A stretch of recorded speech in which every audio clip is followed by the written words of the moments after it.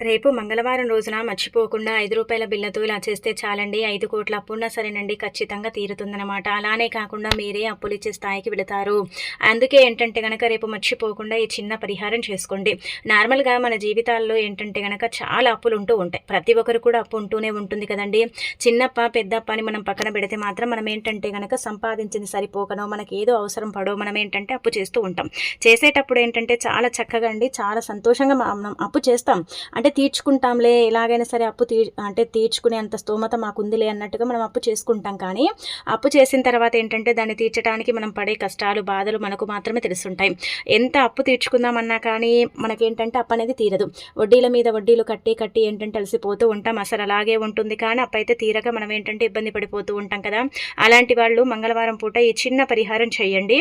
ఎంతలా ఫలితం వస్తుందనేది మీరే మీ కళ్ళతో చూసి షాక్ అయిపోతారనమాట. చక్కగా ఏంటంటే గనక పనిచేసే పరిహారం అండి. తప్పకుండా ఫలితాన్ని ఇస్తుందన్నమాట. అందుకే ఏంటంటే రూ. 5 బిల్లతో ఈ పరిహారం చేయండి. రూ. 5 బిల్ల అంటే లక్ష్మీదేవికి అత్యంత ప్రీతి. అంటే ఈ 5 అనే సంఖ్య లక్ష్మీదేవి ఇష్టపడుతుందన్నమాట. అందుకే రూ. 5 బిల్లతో పరిహారం చేసుకుంటే చాలా మంచి ఫలితాలైతే వస్తాయన్నమాట అండి. మీరేం చేయండి అంటే గనక గుర్తుపెట్టుకోండి, రేపు మంగళవారం కదా! మంగళవారం రోజున నార్మల్‌గా ఏంటంటే గనక కొన్ని నియమాలు పాటించాలి. అంటే అప్పుండే వాళ్ళు తప్పకుండా కొన్ని నియమాలు పాటించాలని శాస్త్రాల్లో చెప్పబడుతుంది.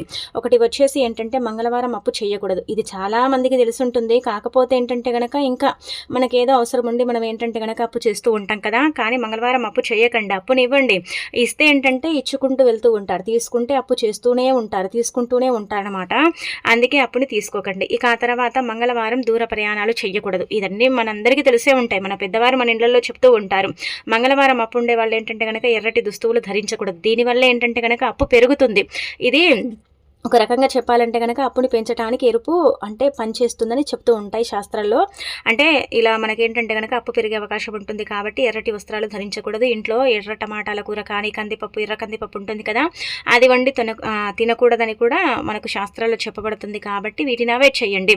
కొన్ని పాటిస్తేనే కదండి మనకు మంచి జరుగుతుంది. కొన్ని పాటించకపోతే మన జీవితంలో ఏంటంటే గనక మన అప్పలాగే ఉంటుంది. మనం అప్పులు ఏంటంటే గనక తీర్చుకోలేకపోతామన్నమాట. అందుకే కొన్ని నియమాలు పాటించుకుంటే మనకే మంచి జరిగే అవకాశం ఉంటాయి కాబట్టి ఇలా ఈ చిన్న చిన్న నియమాలు పాటించుకోండి. ఇక ఆ తర్వాత రేపు ఏంటంటే గనక మంగళవారం పూట మర్చిపోకుండా ఈ రూ. 5 బిల్ల పరిహారం అనేది చేయండి.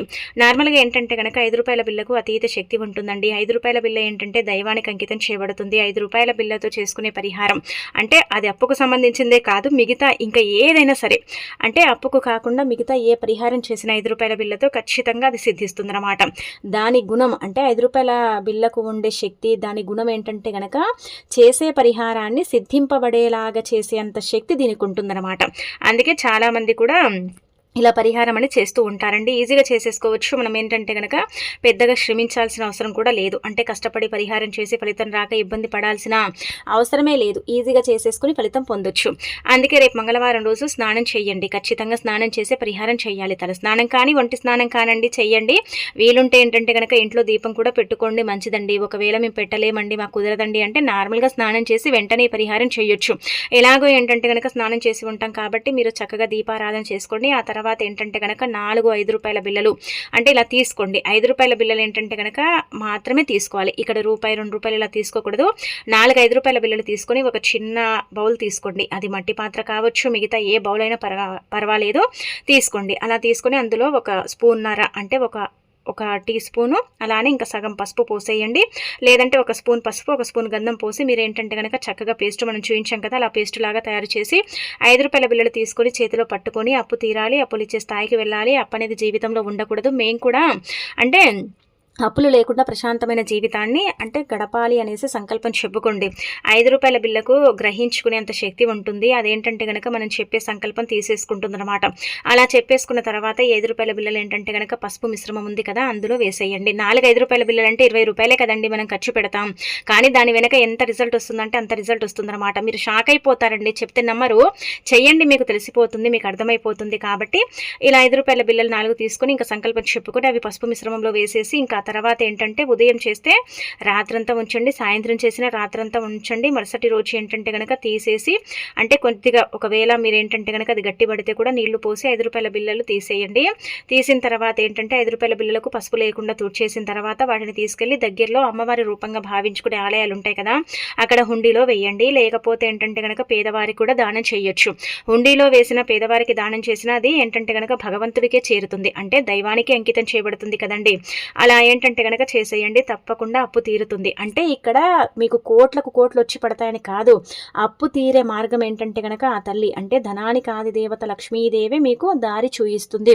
ఆ దారిని మీరు ఎంచుకోవటం వల్ల మీ అప్పు తీరుతుందని శాస్త్రాల్లో క్లుప్తంగా చెప్పబడుతుంది. కాబట్టి మర్చిపోకుండా చేసుకోండి. అప్పుని తీర్చుకోవడానికి ఇది చక్కగా సిద్ధించే పరిహారము. కొంత లక్షల్లో కూడా ఈ పరిహారం చేసేసి ఫలితాలను పొందినట్టు శాస్త్రాల్లో చెప్పటం జరుగుతుంది. మరి మీరు కూడా చేసుకుంటే మీ అప్పు కూడా ఈజీగా తీరిపోయి మీకు కూడా మంచి జరుగుతుంది. మీరు కూడా అద్భుతాలను చూసే అవకాశం ఉంటుంది. కాబట్టి ఇంకా మంగళవారం పూట చేసుకోండి. మంగళవారం పూట ఇలా చేస్తే పరిహారం ఏంటంటే తప్పకుండా సిద్ధిస్తుంది అనమాట. మంచి రిజల్ట్ని కూడా తెచ్చి పెడుతుందండి. ఇంకా మర్చిపోకండి, గుర్తుపెట్టుకొని చేసుకోండి, ఫలితం ఉంటుంది. మనం ఎంత నమ్మి చేసుకుంటామో అంత ఎక్కువగా ఫలితం వస్తుందండి. ఇది మాత్రం మీరు ఇంకా గుర్తుపెట్టేసుకొని చేసేసుకోండి. ఇక ఆ తర్వాత రేపు మంగళవారం చాలా మంచి రోజు కాబట్టి ఒక కోడిగుడ్డుతో ఇలా చేస్తే అష్టదరిద్రాల నుంచి మీరు బయటపడతారు, అష్టైశ్వర్యాలను మీ సొంతం చేసుకోగలుగుతారు. కాబట్టి కోడిగుడ్డుతో ఇప్పుడు చెప్పే విధంగా ఈ పరిహారం చేయండి. అంటే కోడిగుడ్డు పరిహారం అనేది ఏంటంటే కనుక దిష్టి పరంగా, దోషాల పరంగా, అలానే కాకుండా మన మీద ఏదైనా సరే చెడు ప్రయోగాలు చేస్తూ ఉంటారు కదా, మనం అంటే గిట్టరి వారు, మనం లైఫ్లో ఎదగకూడదు, మనం బాగుపడకూడదు, మనం ఏంటంటే కనుక ఎప్పుడు అంటే చాలా వరకు కూడా పేద పరిస్థితిలోనే ఉండాలని కొంతమంది కోరుకుంటూ ఉంటారు కదండి. మన ఎదుగుదలని కూడా తొక్కేయాలని చూస్తూ ఉంటారు, మన మీద కుళ్ళు కుతంత్రాలు ఇలా ఏంటంటే కనుక జరుగుతూ ఉంటాయి కదా. అలాంటి వాటన్నిటి నుంచి కూడా మీరు బయటపడాలన్నా, మీరు చేసే పనులు మీకు అనుకూలించాలన్నా, పనుల్లో ఎలాంటి ఆటంకాలు అడ్డంకులు లేకుండా చక్కగా ఏంటంటే కనుక మీ లైఫ్లో మీరు ముందుకు వెళ్ళాలన్నా సరే ఈ పరిహారం ఏంటంటే ఈ విధంగా చేయండి. కేవలం ఒక కోడిగుడ్డు అనమాట. అందరిలో కోడిగుడ్లు ఉంటాయి కదా, ఈజీగా తీసేసుకొని చేసుకోండి. మంగళవారం పూట చేస్తే చాలా మంచిదండి, తొందరగా ఫలితం వస్తుందన్నమాట. సాయంత్రం సంధ్యా సమయం మంగళవారం పూట ఎవరైతే కోడిగుడ్డుతో పరిహారం చేసుకుంటారో అలాంటి వాళ్ళకి ఏంటంటే కనుక దేనికోసం అయితే చేశారు అంటే ఇప్పుడు నాకు ఈ సమస్య ఉంది అందుకే చేసుకున్నాను, నాకు ఈ బాధ ఉంది కాబట్టి చేశాను అని అనుకుంటారు కదా, అలాంటి వాళ్లకు దానికి తగ్గట్టుగా ఏంటంటే కనుక ఫలితం వస్తుందండి. ఈజీగా సిద్ధించే పరిహారం. దీంట్లో ఏంటంటే కనుక మీరు పెద్దగా ఖర్చు పెట్టాల్సిన అవసరం కూడా లేదు. కేవలం అంటే మనం ఏంటండి ₹5-6 ఖర్చు పెడతాం, కానీ ఫలితం అంతకంత వస్తుంది. ఒకవేళ మీ మీద ఏదైనా చెడు ప్రయోగం జరిగిందని మీరు అనుకుంటున్నా సరే దాని పరంగా కూడా మీరు ఈ పరిహారం చేయొచ్చు. దాని పరంగా కూడా ఈ పరిహారం చేసేసి రిజల్ట్ అనేది పొందొచ్చు అనమాట. మీరేం చేయండి అంటే సాయంత్రం 6 గంటల సమయం ఉంటుంది కదా, ఆ సమయాలలో రేపు మంగళవారానికి ముఖ్యంగా అతీత శక్తి ఉన్న సమయం, అలానే కాకుండా ఆ సమయాలలో ఈ పరిహారం చేసుకుంటే తప్పక పనిచేస్తుంది. కాబట్టి 6 గంటల సమయం చేయండి. ఉదయం పూట చేస్తే ఫలితం కూడా రాదండి నిజం చెప్పాలంటే. అందుకే 6 గంటల సమయంలో ఏంటంటే ఒక కోడిగుడ్డుని తీసుకోండి. కోడిగుడ్డు పగిలి కొంచెం క్రాకులు ఉంటాయి కదా, అలాంటివి తీసుకోకండి. వాటి వల్ల ఏంటంటే కనుక ఫలితం రాదు అస్సలు కూడా. వాటి వల్ల ఏంటంటే కనుక ఫలితాన్ని మనం చూడలేమన్నమాట. ఇలా కోడిగుడ్డు తీసుకున్న తర్వాత మీకుండే సమస్య అండి, ఒకవేళ మీ మీద చెడు ప్రయోగం జరిగితే దాని గురించి కూడా చెప్పుకోండి, సమస్యలు ఉంటే దాని గురించి కూడా చెప్పండి. కానీ దేనికి దానికి సపరేట్ చేసుకోవాలి. అన్ని కలిపి చేయటం వల్ల పెద్దగా యూజ్ అనేది ఉండదనమాట. ఇప్పుడు ఏదైనా కష్టం ఉందండి, బాగా కష్టపడిపోతున్నారు, బాగా ఇబ్బంది పడిపోతున్నారు, చాలా బాధలు ఉన్నాయండి అంటే దాని గురించి చెప్పుకొని 7 సార్లు తల చుట్టతో తిప్పాలన్నమాట కోడిగుడ్డుని. 7 సార్లు ఏంటంటే కనుక కోడిగుడ్డుని తల చుట్టతో తిప్పిన తర్వాత ఆ కోడిగుడ్డుని మీరు ఏం చేయండి అంటే పగలగొట్టకుండా అండి మీ ఇంటి నుంచి కొంచెం దూరంగా అండి. అలా అని ఏంటంటే కనుక మీరు మీ ఇంటికి దగ్గరగా పెట్టుకోమని కాదు, పగలగొట్టకుండా తీసుకెళ్ళి దాన్ని మీరు మీ ఇంటికి కొంచెం దూరంగా 7 సార్లు తల చుట్టూతో తిప్పి అక్కడ పెట్టేసి వచ్చేయండి. ఎందుకు ఇది పరిహారం పనిచేస్తుందంటే ఇందులో మనకు అంటే గుడ్డులో సొన ఉంటుంది కదండి, అది ఎలా ఉంటుందండి, ఎల్లోగా ఉంటుంది, పైకి వైటు, అంటే ఈ యొక్క పసుపు తెలుపు ఈ రెండు కలుస్తున్నాయి కాబట్టి తొందరగా ఫలితం వస్తుందన్నమాట. తొందరగా ఫలితాలను పొందే అవకాశం ఉంటుందని శాస్త్రాల్లో క్లుప్తంగా చెప్పబడుతుందండి. కాబట్టి మీరేంటంటే ఈ పరిహారం కూడా చేసుకోండి, చాలా మంచి రిజల్ట్ వస్తుంది. ఒకవేళ మీకు మంచి జరగాలి, మీ దరిద్రాలు పోవాలి, అష్టదరిద్రాల నుంచి బయటపడాలంటే వాటి నుంచి మీరు బయటపడగలుగుతారు. లేదు మాకు ఈ సమస్యలు వస్తున్నాయి, ఈ బాధలు వస్తున్నాయి, భరించలేకపోతున్నాం, వీటి వల్ల సఫర్ అవుతున్నామంటే వాటి పరంగా కూడా మీరు చేయొచ్చు. వాటి పరంగా చేసినా కానీ ఫలితాలు అయితే ఉంటాయన్నమాట. దేని పరంగా చేస్తే దాని పరంగా రిజల్ట్ అయితే వస్తుంది. కష్టం, నష్టం, బాధ, దుఃఖం, దారిద్ర్యం పరంగా కూడా చేసుకోవచ్చు. అలానే దైవానుగ్రహం కూడా అంటే దైవానుగ్రహం కోసం కూడా చేసుకోవచ్చు. ఇలా డిప్రెషన్లోకి వెళ్ళిపోతూ ఉంటాం, బాధపడుతూ ఉంటాం. ఏదైనా పని చేయాలన్నా కొంతమందికి ఇంట్రెస్ట్ అనేది రాదు, కొంచెం బద్ధకం అనేది పెరిగిపోతుంది కదా, దాని పరంగా కూడా చేయాలి. అంటే చేయాలనుకుంటే దాని పరంగా కూడా చేయొచ్చు. కానీ 7 సార్లు ఎడమ చేతిలో పట్టుకొని తల చుట్టూతో తిప్పి ఆ తర్వాత ఏంటంటే కనుక దాన్ని పగలగొట్టకుండా దూరంగా పెట్టేసి రావాలి. అలా అని ఏంటంటే కనుక పదే పదే మనమే వెళ్ళి చూడటం ఇలాంటివి చేస్తే కూడా ఫలితాలు ఉండవు. కాబట్టి ఇది మీరు గమనించుకొని చేసుకొని ఇంకా రిజల్ట్ పొందండి. ఇలా మంగళవారం పూట ముఖ్యంగా ఇలాంటి చిన్న చిన్న పరిహారాలు చేసుకుంటే ఫలితాలు ఎక్కువగా ఉంటాయి. కాబట్టి ప్రయత్నించుకోండి. రేపు మంగళవారం సాయంత్రం 6 గంటల సమయంలో ఏంటంటే చాలా శక్తివంతమైన సమయం అండి. గుమ్మం దగ్గర ఏంటంటే కనుక ఈ 2 కలిపి చల్లండి. ఇలా చల్లితే లక్ష్మీదేవి కోటి రూపాయలతో మీ ఇంట్లో అడుగు పెడుతుంది. ఏమీ లేదు, గాజు గ్లాసులో నీళ్లను తీసుకోండి. ఇది ఇంట్లో కూడా చల్లుకోవచ్చు, ఇంటి పదంగా కూడా బాగుంటుందన్నమాట. అందులో 5 చుక్కలు అత్తరుంటే అత్తరు, అత్తరు లేకపోతే రోజు వాటర్, ఆ తర్వాత గలులుప్పు ఉంటుంది కదండి, రాక్ సాల్ట్, రాళ్ళ ఉప్పు, దొడ్డు పంటాం కదా, అది 1 స్పూన్ అంతా పోసేయండి. 1 స్పూన్ ఉప్పు, 5 చుక్కల రోజు వాటర్ లేదంటే అత్తరు పోసేసి నీళ్ళల్లో కలపండి. కలిపిన తర్వాత పూజ గది నుంచి మొదలు పెట్టుకొని మీకుందే గదులు, హాలు, కిచెన్, బెడ్రూమ్, ఎన్ని గదులు ఉంటే అన్ని గదుల్లో చల్లండి. ఇది ఎందుకు చల్లమని చెప్పడం జరుగుతుందంటే రేపు మంగళవారం 5 గంటల సమయం నుంచి మొదలుకొని అంటే 6 గంటల సమయం సంధ్యా సమయంలో లక్ష్మీదేవి భూమిపైన సంచరిస్తూ ఉంటుందన్నమాట. భక్తులకు దర్శనం ఇస్తూ ఉంటుంది.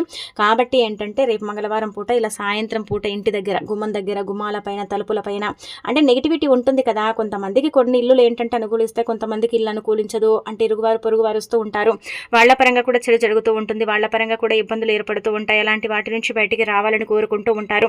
మా ఇంట్లో సుఖ సంతోషాలు కరువైపోయాయండి, మా ఇంట్లో ఎప్పుడు గొడవలే అండి, ఒక చిన్న మాట మాట్లాడినా సరేనండి అలగటాలు, కొట్టుకోవడాలు, తిట్టుకోవటాలు ఇవి కామన్ అయిపోయాయండి, ఎందుకు ఇలా జరుగుతుందో మాకు అర్థం కాదని బాధపడతారు కదా.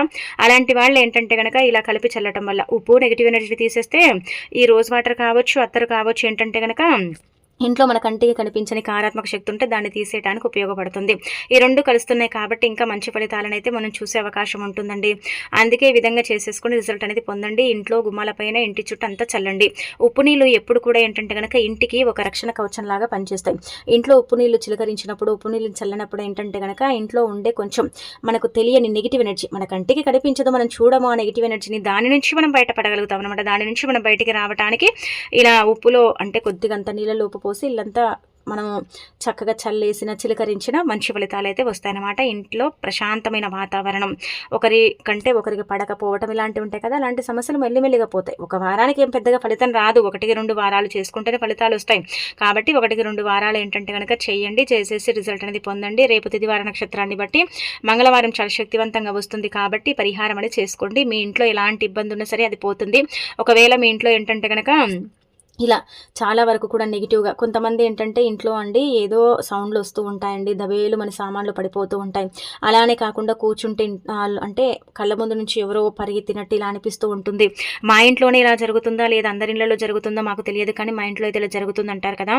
అలా ఏంటంటే అది చెడు అనమాట. ఆ చెడు మన ఇంట్లో ఉందని మనకు సంకేతాలు పంపిస్తూ ఉంటుందన్నమాట. అలాంటి వాటి నుంచి కూడా మనం బయటపడటానికి పరిహారం అనేది మనకు సిద్ధిస్తుంది. కావాలంటే అందులో చిటికెడు పసుపు వేసి కూడా మనం చల్లుకోవచ్చు. కాకపోతే ఏంటంటే కనుక ఇవి చాలండి. అత్తరు ఏంటంటే అతీత శక్తివంతమైనదండి. అత్తరు మన ఇంట్లో ఏదైనా చెడు ఉంటే దాన్ని వెంటనే తీసేస్తుంది అనమాట. వితిన్ సెకండ్స్లోనే ఏంటంటే పోగొడుతుంది. అత్తరు మంచి వాసన కలిగి ఉంటుంది కాబట్టి మంచి వాసన ఉన్న దగ్గర చెడు ఉండదు. ఎప్పుడు కూడా గుర్తుపెట్టుకోండి, మంచి వాసన ఉన్న దగ్గర జ్యేష్ఠాదేవి కానీ లేదంటే కనుక ఈ దుష్టశక్తులు కానీ దుష్ప్రభావాలు కానీ ఉండవన్నమాట. అక్కడ ఉండకుండా ఏంటంటే కనుక అవి వెళ్ళిపోతాయని చెప్పొచ్చు. కాబట్టి ఇది చేసుకోండి, తప్పకుండా రిజల్ట్ వస్తుందండి. ఇక తర్వాత రేపు మంగళవారం రోజున ఏంటంటే మర్చిపోకుండా మీ ఇంటి పసుపు డబ్బాలో 2 యాలకులు వేసి పెట్టండి. లక్ష్మీదేవి ఇంట్లో తిష్ట వేసుకొని కూర్చుంటుంది. భర్త సంపాదనను అంతకంత పెంచుతుంది.